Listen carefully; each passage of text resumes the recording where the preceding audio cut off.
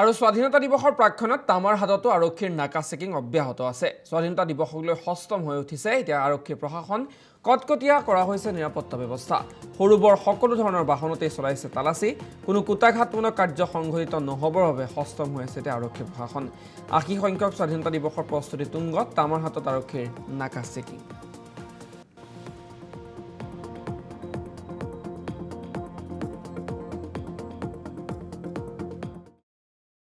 খুব ভাল লাগিছে যে অসম আৰক্ষীৰ যিটো পদক্ষেপ, বিশেষকৈ আমাৰ তামাৰহাট আৰক্ষী নিৱেশৰ পৰা যিটো এই স্বাধীনতা দিৱস উপলক্ষে যিটো চেক কৰি আছে, এইটো আমাৰ ৰাইজৰ কাৰণে খুব ভাল। যিহেতু কেতিয়াবা দেখা যায় কুটাঘাতমূলক কিছুমান কাম হয়, যাতে এইবিলাক নহয়, আমি এই অঞ্চলৰ ৰাইজে গোটেই অসমৰ মানুহে যাতে আমি শান্তিত থাকিব পাৰোঁ, তাৰ কাৰণে অসম আৰক্ষীয়ে যিটো ব্যৱস্থা কৰিছে এই বা পদক্ষেপ লৈছে, এইটোৰ কাৰণে আমি সুখী বা মই ব্যক্তিগতভাৱে ভাল পাইছোঁ। এইটো ভাল পদক্ষেপ।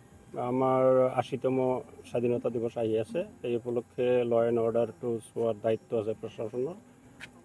মই নিজে গুৱাহাটীৰ পৰা আহি আছোঁ আৰু ভাল লাগিছে যে আমাৰ প্ৰশাসন পুৰা এক্টিভ, তেখেতে এলাৰ্ট আছে, গতিকে আমি আশা কৰোঁ। আৰু স্বাধীনতা দিৱসৰ প্ৰাক্ষণত তামাৰ হাততো আৰক্ষীৰ নাকা চেকিং অব্যাহত আছে। স্বাধীনতা দিৱসক লৈ সষ্টম হৈ উঠিছে এতিয়া আৰক্ষী প্ৰশাসন। কটকটীয়া কৰা হৈছে নিৰাপত্তা ব্যৱস্থা। সৰু বৰ সকলো ধৰণৰ বাহনতেই চলাইছে তালাচী। কোনো কুটাঘাতমূলক কাৰ্য সংঘটিত নহ'বৰ বাবে সষ্টম হৈ আছে এতিয়া আৰক্ষী প্ৰশাসন। ৮০ সংখ্যক স্বাধীনতা দিৱসৰ প্ৰস্তুতি তুংগত তামাৰ হাতত আৰক্ষীৰ নাকা চেকিং।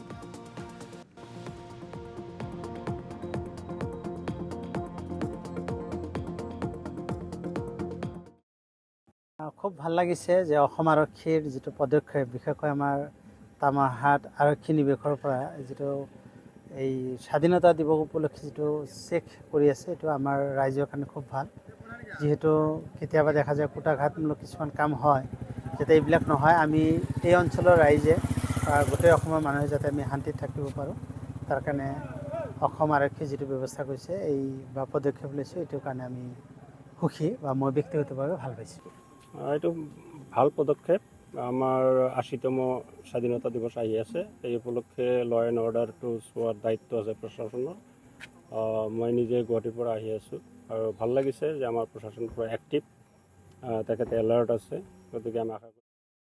আৰু স্বাধীনতা দিৱসৰ প্ৰাক্ষণত তামাৰ হাততো আৰক্ষীৰ নাকা চেকিং অব্যাহত আছে। স্বাধীনতা দিৱসক লৈ সষ্টম হৈ উঠিছে এতিয়া আৰক্ষী প্ৰশাসন।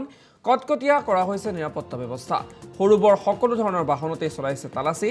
কোনো কুটাঘাতমূলক কাৰ্য সংঘটিত নহ'বৰ বাবে সষ্টম হৈ আছে এতিয়া আৰক্ষী প্ৰশাসন। ৮০ সংখ্যক স্বাধীনতা দিৱসৰ প্ৰস্তুতি তুংগত তামাৰ হাতত আৰক্ষীৰ নাকা চেকিং।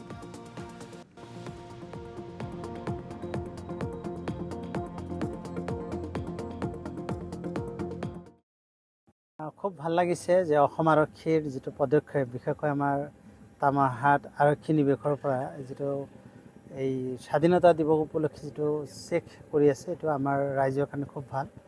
যিহেতু কেতিয়াবা দেখা যায় কুটাঘাতমূলক কিছুমান কাম হয়, যাতে এইবিলাক নহয়, আমি এই অঞ্চলৰ ৰাইজে গোটেই অসমৰ মানুহে যাতে আমি শান্তিত থাকিব পাৰোঁ, তাৰ কাৰণে অসম আৰক্ষীয়ে যিটো ব্যৱস্থা কৰিছে এই বা পদক্ষেপ লৈছে, এইটোৰ কাৰণে আমি সুখী বা মই ব্যক্তিগতভাৱে ভাল পাইছোঁ।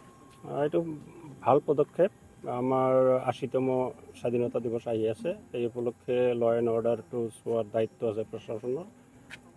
মই নিজে গুৱাহাটীৰ পৰা আহি আছোঁ আৰু ভাল লাগিছে যে আমাৰ প্ৰশাসন পুৰা এক্টিভ, তেখেতে এলাৰ্ট আছে, গতিকে আমি আশা কৰোঁ।